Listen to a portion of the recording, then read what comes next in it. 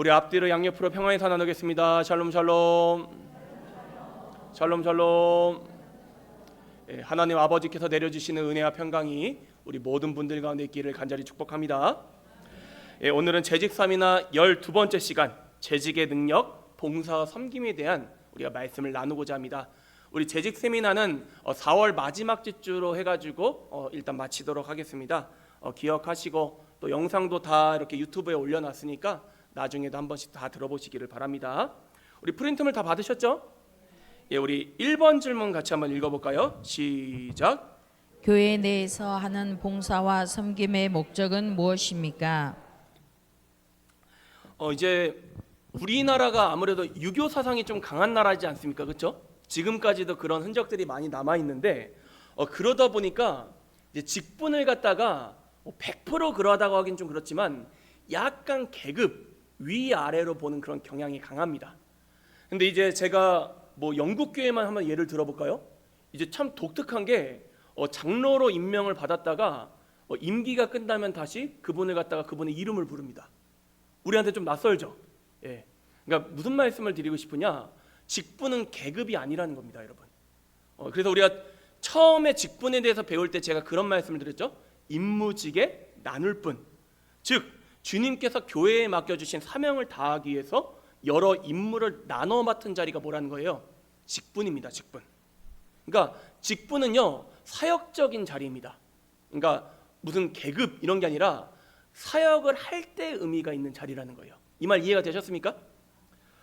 여러분 교회 사역은요 혼자 감당할 수 있습니까? 없습니까? 없습니다. 그리고 또 그래서도 안 됩니다, 여러분. 왜냐하면 하나님께서는 우리가 동역하는 것을 갖다 기뻐하시기 때문입니다. 그러니까 교회 일은요 가능하면 같이 하는 게 여러분 중요합니다. 여러분 교회를 세우기 위해서는 반드시 직분이 필요하고 그 직분에 걸맞은 봉사와 섬김이 뒤따라올 때 직분이 의미가 있다라는 것이죠. 제가 예전에 우리 성도님들께 한번 말씀을 드렸죠. 이제 정우겸 목사님이 늘 하시던 말씀이 뭐라고요? 교회 내에 실업자가 없게 하라. 근데 이 말씀을 또 잘못 오해하시는 분이 있어요. 교회에서 다 일일이 세상 직업을 다 구해줘라. 이 뜻이 아닙니다, 여러분. 예. 교회 내에서 노는 성도가 없게 하라. 구경꾼이 없게 하라. 이게 정우겸 목사님의 목회 지론이었어요. 여러분 왜 그러냐면요. 교회는요 구경꾼이 많아질수록 사역을 제대로 감당할 수 있을까요, 없을까요? 없습니다, 여러분. 여러분 우리 가운데 구경꾼으로 하나님 부르신 사람이 있을까요, 없을까요? 없습니다. 모두 다 하나님께서 우리를 택하여 구원하여 불러주셨고 우리를 일꾼으로 불러주셨다는 거예요. 함께 따라 배우겠습니다. 나는 주님의 일꾼이다.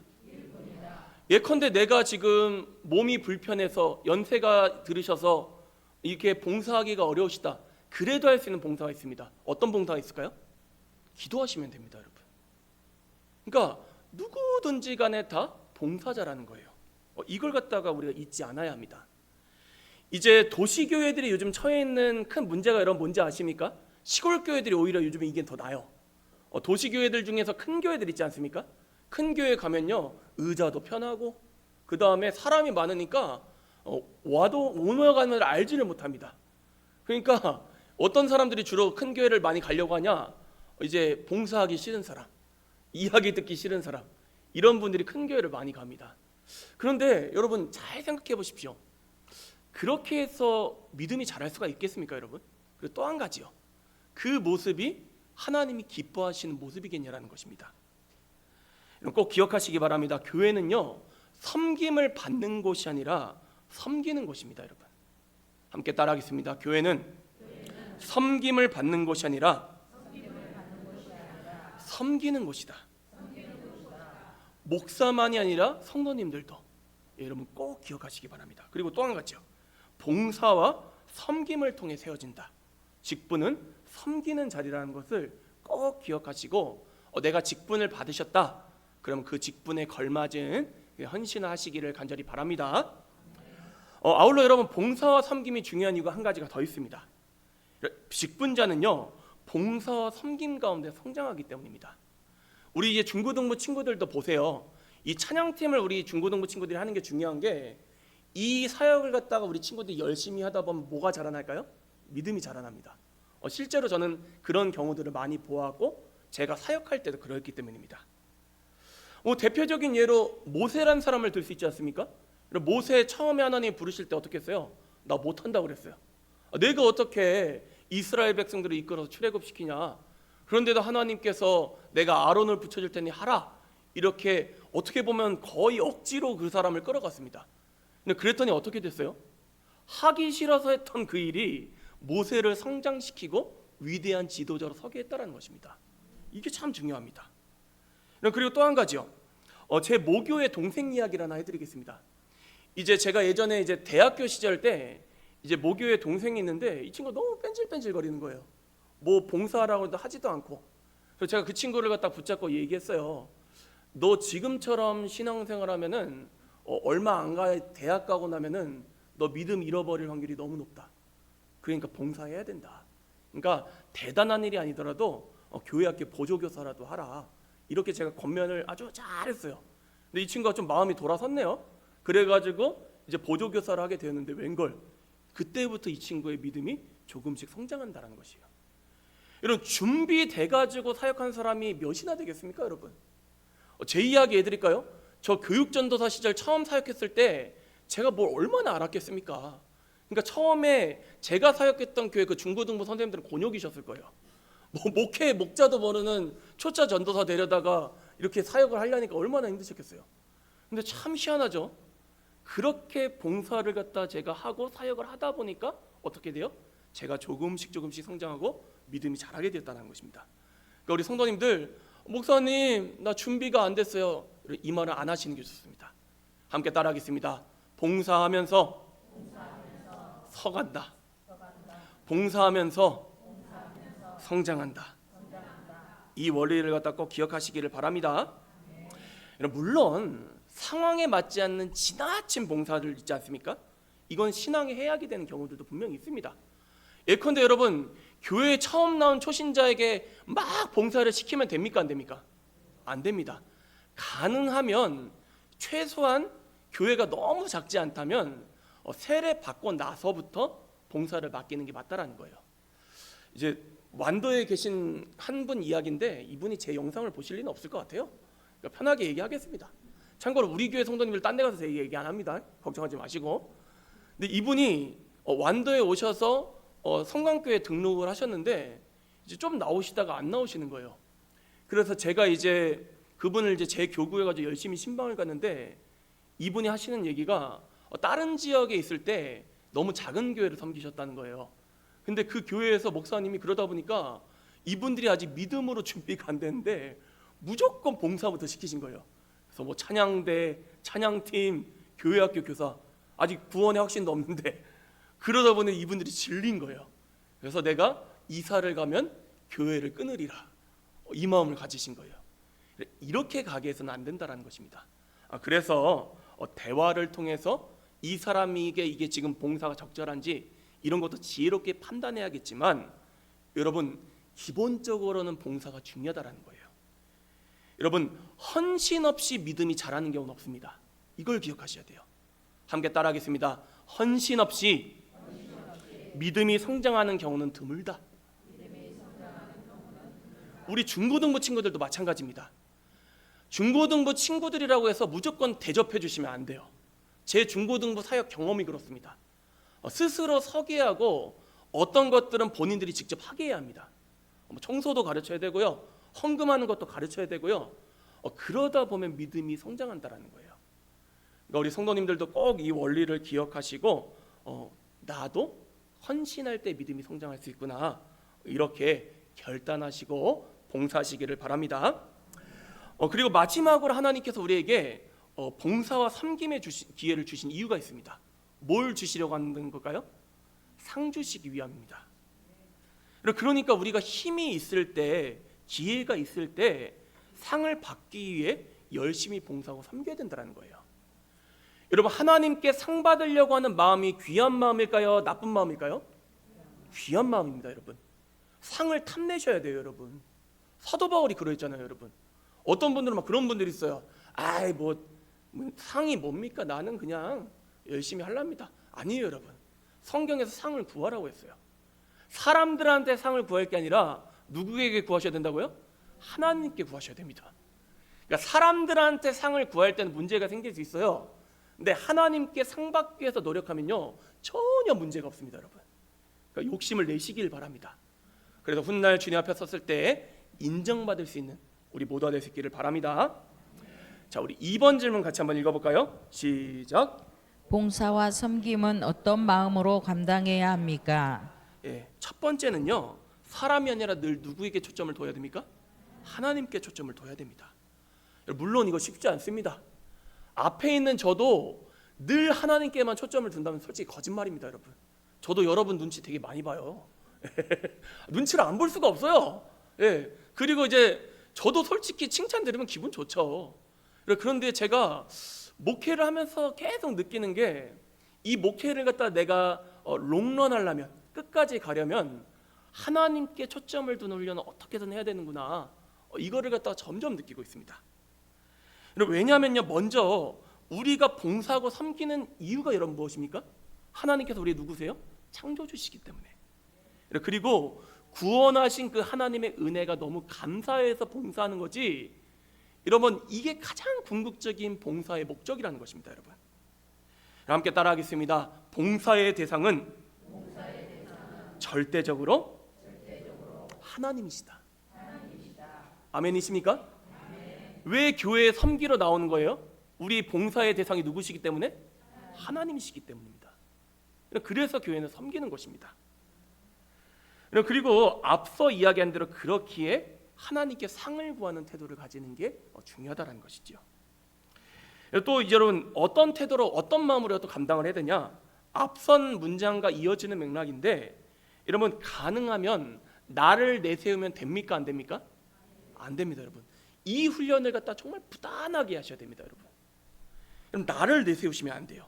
왜냐하면요 나를 내세우기 시작하면 뭐에 빠지기가 쉬워요? 시험에 빠지기가 쉽습니다. 우리가 시험에 빠지는 대부분의 이유가 여러분 나를 내세울 때 우리가 시험에 빠지기가 쉽습니다. 이게 원리예요. 여러분 그리고 또 한 가지요. 우리가 나를 내세워야지 않냐지만 여러분 하늘에서 뭐가 커져요? 상이 커진다는 거예요. 이제 제가 한 가지 되게 적나라한 예를 하나 들어드릴게요. 예전에 사역하면서 있었던 일인데요. 완도 성강교회 이야기도 아닙니다. 이제 어떤 집사님 한 분께서 저한테 너무 시험에 든다고 교회 나가기 싫다고 저를 찾아오신 거예요.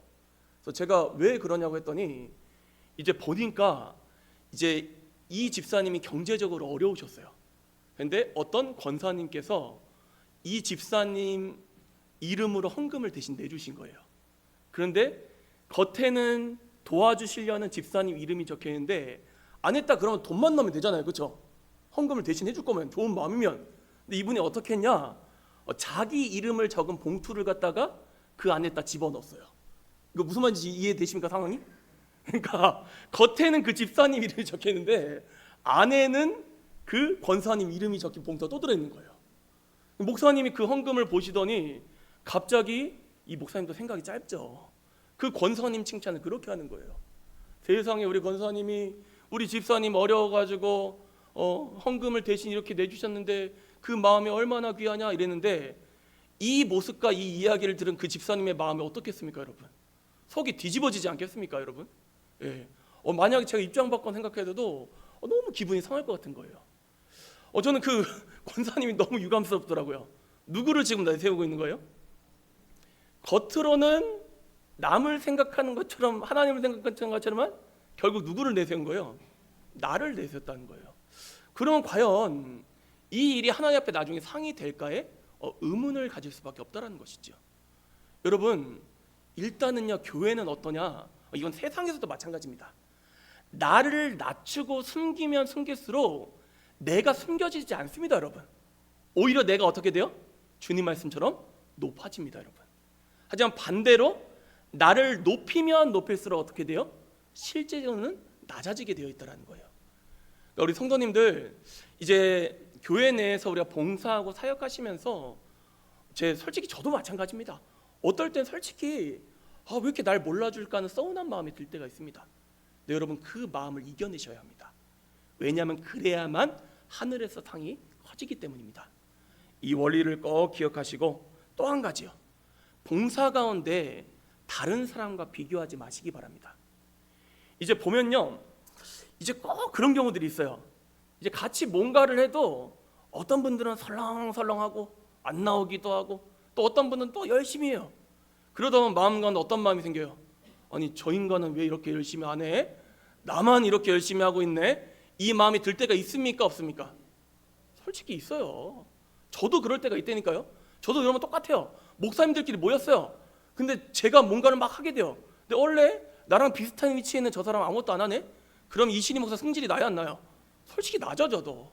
근데 이 마음을 누르셔야 된다고요. 그래야지 뭐가 커진다? 하늘에서의 상이 커진다. 생각해보면 이런 마음이 드는 것도 나를 내세우는 겁니다. 이런 바라기는 우리 성도님들 지금 잘 해오고 계시는데 지금처럼 여러분 자신을 낮출 수 있기를 간절히 바랍니다. 자, 우리 밑에 말씀 두 구절 적어놨는데 같이 한번 읽어볼게요. 첫 번째 데살로니가전서 2장 4절 말씀입니다. 시작. 오직 하나님께 옳게 여기심을 입어 복음을 위탁받았으니 우리가 이와 같이 말함은 사람을 기쁘게 하려 함이 아니요 오직 우리 마음을 감찰하시는 하나님을 기쁘시게 하려 함이라. 누구를 기쁘시게 된다고요? 하나님을. 우리 중고등부 친구들, 오늘 여러분이 찬양한 이유가 누구를 기쁘시게 해드리게 위함입니까? 예, 그렇죠. 그렇게 사시기를 바랍니다. 여러분 제가 말이 조금 꼬이는 게 계속 입이 좀 건조해서 그러니까 좀 양해 좀 해주세요. 예. 자, 우리 밑에 말씀도 같이 한번 읽어볼까요? 시작. 사람에게 보이려고 그들 앞에서 너희 의를 행하지 않도록 주의하라. 그리하지 아니하면 하늘에 계신 너희 아버지께 상을 받지 못하느니라. 아멘. 기억하시기 바랍니다. 그리고 또 한 가지, 우리가 봉사와 섬김을 할 때 어떤 마음으로 감당해야 되냐? 가능하면요, 다른 사람들이 하기 싫어하는 일들은 어떻게 하셔야 된다고요? 자원하시기 바랍니다. 이게 더 큰 상 받는 길입니다. 딴 사람들은 못 볼 수도 있어요, 그 모습을. 그러나 누구는 보고 계신다? 하나님이 보고 계신다. 그리고 이 마음으로 봉사하실 때요, 주님께서 받으시는 영광이 몇 배로 커진다라는 거예요. 이걸 꼭 기억하시고. 그리고 또 한 가지요. 제가 오늘 예식 우리 관련된 준비사항 알려드리면서도 당부를 드렸죠. 이런 교회는요, 기업이 아닙니다, 여러분. 여러분 돈 벌려고 여기 모이신 거 아니잖아요, 여러분. 우리 1등 하려고 교회 모였습니까? 아닙니다, 여러분. 같이 함께 격려하고 예수 잘 믿고 다 함께 천국 가기 위해서 우리가 모였다라는 거예요. 그러니요, 여러분 느리더라도 함께 가시기를 바랍니다. 봉사하다가 부족한 모습들도 있을 수 있죠, 여러분. 물론 잘못된 거는 서로 때로는 대화를 나눠서 더 발전시킬 수도 있지만 기본적으로 우리 마음이 어떠해야 되냐는 거예요. 저는 바라기를 우리 성도님들 마음 가운데 여유가 있으시기를 바랍니다. 그래서 조금 부족한 모습들 본다 할지라도 넉넉하게 품으시고, 여러분 누구를 위해서 봉사한다고요? 하나님을 위해서. 이걸 꼭 기억하시고 좋은 직분자로 서가시기를 바랍니다. 그리고 이제 우리 두 번째 장으로 한번 넘어가 볼게요. 그리고 성도님들께 당부를 드리고 싶은 게 있어요. 봉사를 감당하시면서 주객이 전도된 상황을 피하기 위해 늘 자신의 믿음을 점검하고 필요하다면 목회자와 상담을 해야 된다는 거예요. 여러분에게 여쭤보겠습니다. 믿음이 먼저입니까? 봉사가 먼저입니까? 이거 잊지 마세요, 여러분. 그러니까 봉사를 하시더라도 여러분 안에 믿음의 확신과 구원의 감격이 있는 상태에서 봉사를 하셔야 되지, 나는 지금 하나님과의 관계가 완전히 지금 틀어져 버렸어요. 그런데 봉사만 열심히 한다? 그러면 안 된다는 거예요. 그러니까 주객이 전도된 상황이 오지 않게 늘 여러분의 믿음 상태를 점검하시고 이제 필요할 때마다 목회자와 상담하시기를 바랍니다. 꼭 이야기하면은 지금 맡은 봉사 직분 다 내려놓고 싶어요, 목사님, 이렇게 찾아오시는 분인데 그런 맥락은 아닙니다, 여러분. 그러니까 여러분이 정답을 아시잖아요. 내가 지금 이걸 내려놔야 될 상황인지 아닌지, 내가 귀찮아서 내려놓으려는 건지 아니면 정말로 내 믿음을 위해서 내려놓으려고 하는지 여러분은 아시잖아요, 정답을. 그러니까 지혜롭게 잘 판단하셨으면 좋겠고, 그리고 또 한 가지요. 봉사를 함에 있어서요, 늘 우선순위와 균형을 갖다가 우리가 살필 수 있어야 된다는 것입니다. 이런 교회의 역량과 에너지에 한계가 있습니까, 없습니까? 분명히 있죠. 아니 그렇지 않습니까? 예컨대 우리 교회가 가용할 수 있는 뭐 예산이 있고 여러분이 가용할 수 있는 시간들이 정해져 있으시잖아요.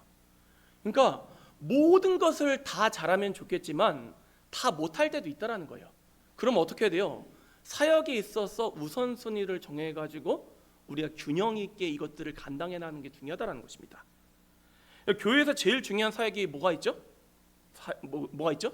예배, 그리고 전도, 선교. 이 사역들이 정말로 중요하지 않습니까? 그렇지 않고 한쪽으로만 사역이 너무 편중된다면 문제가 될 수 있다는 거예요. 제가 지금 찬양대 예를 드릴 텐데 우리 교회 지금 찬양대를 지적하는 게 아닙니다. 또 오해하지 마시고요. 이제 예전에 제가 사역했던 교회 이야기인데 이 교회는 찬양대 사역에만 목숨을 거는 교회입니다. 다른 봉사들은 다 내려놓으시려고 그래요. 찬양대만 어떻게든 하시려고 하는데 그러다 보니까 찬양대 내에서 항전직 투표가 미리서 다 이루어집니다. 이번에 누구 뽑아야 돼? 서로 다 얘기해버리고. 그러니까 다들 찬양대 사역만 하려고 그래요. 교회학교 교사도 비게 되고 다른 부엌 봉사도 비게 되고 다른 것들도 막 비게 되는 거예요. 그러면 여러분 교회가 건강히 살 수 있겠습니까? 없겠습니까? 없죠. 그러니까 여러분 모든 사역은 균형을 갖추는 게 중요하다. 그래서 지금 우리 교회가 지금 이런 균형이 잘 맞고 있는가를 늘 점검하고 그에 맞게 우리가 서로의 사역들을 귀하게 여기고 여러 방면으로 교회를 건강하게 세워나가는 게 중요하다. 이걸 꼭 기억하시고 우리 잘 봉사하시기를 바랍니다. 자, 그리고 또 한 가지요. 특정 봉사를 함에 있어서 특정 사람들만의 권리인 것처럼 만들면 안 된다는 것입니다, 여러분. 이 말 이해가 되셨습니까, 여러분? 예. 여러분 물론 각자의 은사가 다 다르죠. 그 교회 질서가 있죠. 그거에 따라 우리가 감당해야 되는 것은 맞는데, 여러분 우리가 예컨대 이 사역은 나만 해야 돼. 이건 잘못된 거라는 거예요, 여러분. 여러분 은사와 자격이 되는 모든 사람들이 나와 동역자가 될 수 있다. 이런 열린 마음으로 사역하는 게 여러분 되게 중요합니다. 그러면 사역하실 때 늘 후배를 키우는 마음과 자세로 섬기시는 게 중요하다는 거예요. 우리 지난번에 우리 성찬 우리 같이 이렇게 함께 했었는데 제가 의도적으로 지금 그렇게 나눠서 하는 겁니다, 여러분. 제가 이제 우리 교회에서 성찬을 지금 이번까지 해서 4번째 했는데 그 전까지는 지금 계속 한 분만 이렇게 성찬 끝나고 나서 이걸 갖다가 이렇게 설거지를 다 하시더라고요. 근데 제가 이게 보기가 좋지를 않더라고요. 왜냐하면은 이런 교회 사역은 혼자 해야 돼요, 같이 해야 돼요? 참고로 그 혼자 하셨던 분을 제가 나무라는 게 아닙니다. 또 목사님 나 지적하셨어 그렇게 받아들이시면 안 돼요. 목사 말이 되게 조심스러워요. 그래서 같이 하는 게 더 좋다라는 겁니다, 여러분. 그래서 우리 성도님들께서 특별히 권사님들 이제 제가 그동안 이제 목회를 배울 때 어떻게 배웠냐면은 이제 제일 선임 권사님 계실 거 아니에요. 그분께서 이렇게 좀 주도를 해가지고 이렇게 성찬 관련된 것들은 보통 권사님들이 많이 정리를 하십니다. 근데 이제 어떤 권사님들 하고 어떤 권사님들 안 하고 그럼 좀 곤란하지 않겠습니까? 그러니까 제가 선배랑 후배 권사님들 이렇게 짝을 지어서 돌아가면서 계속 순서로 올릴 테니까 누구든 시간에 권사님이시라면 같이 이런 것들을 잘 봉사해 주시기를 부탁드리겠습니다. 그리고 또 한 가지 오늘 얘기할 게 많네요. 직분과 봉사의 가장 기본적인 태도는요, 순종이라는 것입니다. 함께 따라하겠습니다. 직분과 봉사의 가장 중요한 태도는 순종이다. 이런 성경에서 보십시오. 하나님께서 누구를 부르실 때에 너 나와 함께 할래? 이렇게 하십니까? 나를 따라와라 하십니까? 그렇죠? 명령하시잖아요. 부르시잖아요. 그러니까 여러분 그래서 교회는요 기본적으로 여러분 직분과 봉사는요 여러분 임명이고 여러분 소명인 것입니다, 여러분. 이걸 기억하셔야 돼요. 먼저는 하나님의 부르심이 있고 교회의 부름이 있으면 기본적으로는 여기에 순종하는 자세를 가지는 게 여러분 중요하다는 것입니다. 예컨대 목사님 난 저 사역 하기 싫어요. 이거는 기본적으로는 옳지 않습니다, 여러분. 물론 각자의 상황이 있기 때문에 대화를 통해서 조율을 나갈 수 있지만 기본적인 태도는 뭐라고요? 순종이다. 이걸 꼭 기억하시고 이제 가끔 보시면은 오늘도 그러셨을 거예요. 주보에 보시면은 원래 나한테 물어보지도 않고 이름 적어 놓으셨네? 이렇게 생각하시면 안 됩니다, 여러분. 여러분 꼭 기억하시고 직분과 봉사는 순종이다. 이걸 기억하시고 이제 제가 우리 교회는 제가 사역하면서 그런 일이 없을 것 같긴 합니다. 이제 이게 예전교회 얘기를 뭐 되게 계속 많이 하게 되네요. 제가 이제 너무 마음 아픈 일들이 있었어요. 사역하면서. 이제 어떤 장로님이 계셨는데 마음이 상하신 거예요. 그랬더니 직분을 내려놓으시겠다 하더라고요. 근데 저는 이제 그 이야기를 들으면서 이분께서 상한 마음은 제가 이해가 갔습니다. 근데 그 일이 정말로 직분을 내려놓을 만한 이유가 되는가? 여기에 대해서는 퀘스천 마크가 달리더라고요. 여러분, 직분은 누가 부르신 자리죠? 하나님이 부르신 자리입니다. 예컨대 이제 우리 교회 직분자 안에서도 각자의 어떤 믿음의 정도가 다 다르지 않겠습니까? 근데 제가 혹여라도 항존직인데, 물론 제가 여러분한테 리더로서 다그칠 때도 있겠지만 저는 기본적으로 여러분의 믿음의 정도가 어떠하든지, 지금 현재 모습이 어떠하든지 여러분의 그 장로됨, 권사됨, 집사됨 자체를 갖다가 저는 함부로 판단하지 않습니다. 왜일까요, 여러분? 누가 여러분을 부르셨기 때문입니까? 하나님이 여러분을 부르셨기 때문입니다. 그러니까 저는 우리 교회에 지금 세워진 직분자분들을 향해서 마음 가운데 가지는 확신은, 비록 어떤 인간적인 투표 방법들을 우리가 통해서 선출을 하긴 했지만 이 모든 과정은 누가 역사하셨다라는 거예요? 하나님이. 그래서 저는 여러분이 하나님이 부르신 분들로 믿습니다. 그래서 제가 여러분을 함부로 판단하지 않는다라는 거예요. 그럼 마찬가지로 여러분도 여러분이 받은 직분을 갖다가 함부로 내려놓으시려고 하면 안 된다라는 것입니다. 또 한 가지 예를 들어드릴까요? 이제 이분은 제가 성함을 갖다 얘기하고 싶긴 한데 그냥 그러진 않을게요. 이제 유명한 교수님이에요. 유명한 신학교 교수님이에요. 예전에 명성교회 그 목회 세습 사태로 우리 교단이 되게 시끄러웠던 거 아시죠? 저도 거기에 한몫했던 사람이긴 한데 그 사건이 났을 때 이제 어떤 유명한 교수님이신데, 이제 이분은 외국 대학에서 가르치세요. 외국 미국 대학에서 이제 신학을 가르치시는데 우리 통합 측에서도 목사 안수를 받으셨어요. 근데 우리 통합 측 목사직을 갖다가 던져버렸습니다. 그냥. 왜 그랬냐? 세습이나 하는 통합 측 교단의 목사로 있을 마음이 없다. 난 그러고 싶지 않다 해가지고 목사직을 갖다 던져버리시고 그냥 지금 교수로만 활동하세요. 뭐 다른 교단에서 또 다시 목사직을 받으셨는지 뭐 그런 것까지 제가 잘 모르겠어요. 근데 제가 그 모습을 보면서 많은 생각이 들더라고요. 아니, 목사 안수 받을 때 하나님 앞에서 서약하지 않았습니까? 그런데 물론 심각하고 큰 교회의 아픔이기도 하고 문제가 되는 일이긴 하지만, 그렇다고 해서 함부로 직분을 갖다가 내던질 이유가 되는가? 여기에 대해서는 제가 퀘스천 마크가 달렸다라는 거예요. 우리 성도님들 꼭 부탁을 드립니다. 여러분의 직분과 봉사의 자리를 귀하게 여기시기를 바랍니다. 하나님께서 여러분을 택하여 부르셨습니다. 늘 이 확신을 가지고 여러분, 나도 사역자다. 함께 따라해볼까요? 나도 사역자다. 목사만 사역자가 아니라 여러분도 뭐라고요? 사역자다. 이 마음으로 봉사하시기를 간절히 바랍니다. 우리 밑에 베드로전서 2장 9절 말씀 제가 정하는데 같이 한번 읽어볼까요? 시작. 그러나 너희는 택하신 족속이요 왕 같은 제사장들이요 거룩한 나라요 그의 소유가 된 백성이니 이는 너희를 어두운 데서 불러내어 그의 기이한 빛에 들어가게 하신 이의 아름다운 덕을 선포하게 하려 하심이라. 아멘. 아멘. 여기서 너희는에 누구만 들어갑니까? 목사만 들어갑니까?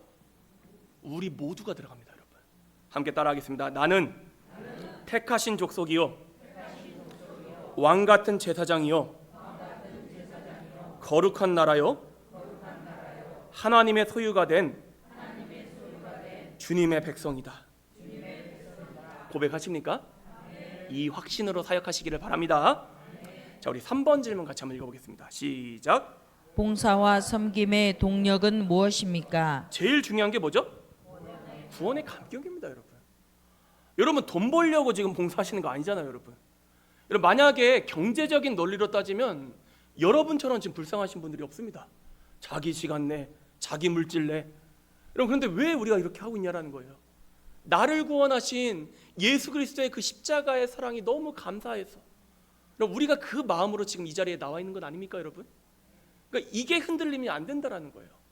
목사도 마찬가지잖아요. 제가 여러 번 말씀드렸잖아요. 물론 저도 제 가정이 있기 때문에 먹고 살기 위해서 저도 돈이 필요합니다. 근데 여러분, 그렇다고 해서 제가 돈 벌기 위해서 목회직을 감당하려고 하고 있지는 않습니다. 여러분, 기본적으로 제가 목사직을 감당하는 이유가 뭐예요? 하나님께서 저를 부르셨기 때문에. 두 번째는요, 나를 구원해 주신 예수님의 사랑이 너무 고마웠어. 우리가 이 마음으로 사역할 때 흔들리지 않고 오래 지속할 수 있다는 것을 꼭 기억하시고 늘 구원의 감격을 일깨우기 위해서 노력하시기를 바랍니다. 이런 구원의 감격은요, 다른 정도가 없습니다. 함께 따라할게요. 예배, 말씀, 기도. 뭐라고요? 예배, 말씀, 기도. 이게 기본입니다, 여러분. 여러분, 무슨 대단한 프로그램들을 갖다 기대하는 경우들도 있어요. 큰 교회들 가면 뭐 이것저것 되게 많이 하잖아요. 근데 여러분, 잘 생각해 보십시오. 기독교 2000년 역사 가운데 지금 현대교회 같은 모습의 시간들이 얼마나 됐습니까, 여러분? 만약에 뭐 대단한 프로그램이 있어서 우리가 믿음 생활 잘 지켜올 수 있었다 이렇게 이야기하면요, 우리 앞전 선배들은 다 이미 믿음을 저버려야 됩니다, 여러분. 근데 그분들도 끝까지 믿음을 잘 지키고 오히려 우리보다 더 대단한 믿음이었잖아요. 그럼 왜 그게 가능했을까요? 뭐에 충실했기 때문에? 예배, 말씀, 기도. 여러분, 다른 방법이었습니다. 늘 이 세 가지에 열심을 내실 수 있기를 바랍니다. 예배와 말씀, 기도가 함께 가야지 봉사의 기쁨이 넘치게 되어 있습니다. 만약에 예배, 말씀, 기도 없이 봉사만 하려고 하면요, 이 사람 오래 못 버팁니다, 여러분. 금방 시험에 들어요. 그렇기 때문에 오늘 11절 말씀도 이렇게 말씀하셨죠? 누가 봉사하려면 하나님이 공급하시는 힘으로 하는 것 같이 하라. 이렇게 말씀하신 거예요. 이 원리를 꼭 기억하시기를 바랍니다. 자, 마지막입니다. 여러분, 늘 교회는 뭐가 넘쳐야 된다? 칭찬과 격려가 넘쳐야 된다. 여러분, 이제 앞서서 그런 얘기 했었잖아요. 이제 우리가 이 땅에서 칭찬을 다 받아버리면 뭐 나중에 하늘에 가서 상이 없다. 그건 아닙니다, 여러분. 뭐가 문제냐? 내가 나를 자천하는 게 문제인 거예요. 나 좀 칭찬해 주시오. 이거 맞아요, 틀려요? 그것보다 꼴보기 싫은 게 없습니다, 여러분. 진짜로. 나 잘났으니 마음껏 나를 높여주십시오. 얼마나 꼴보기가 싫어요, 여러분. 이게 문제인데, 서로가 서로를 격려하고 칭찬하는 일은 교회 내에서 넘쳐나야 된다는 것입니다. 여러분, 우리가 하나님께도 칭찬받아야 되지만 여러분, 지역사회에서도 또 교회 내에서도 서로 칭찬받는 게 되게 중요합니다, 여러분.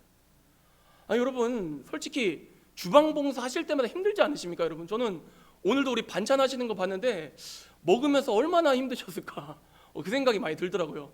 왜냐하면 이거 다 손 일일이 가는 음식도 얼마나 다들 고생하세요. 근데 이렇게 우리가 열심히 봉사하는데 이런 상황 가운데서 서로 지적하고 서로 판단하고 잘했니 못했니, 여러분, 이런 마음으로 하면 여러분, 봉사할 맛이 나겠습니까, 여러분? 여러분, 꼭 부탁드립니다. 여러분, 빈말이라도 뭐를 하신다고요? 칭찬하시고 격려하는 데 인색하지 마시기 바랍니다, 여러분.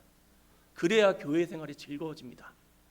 꼭 기억하시고, 이제부터는 누가 좀 잘하는 것 같다 보이면 어떻게 하신다고요? 칭찬하셔야 됩니다, 여러분.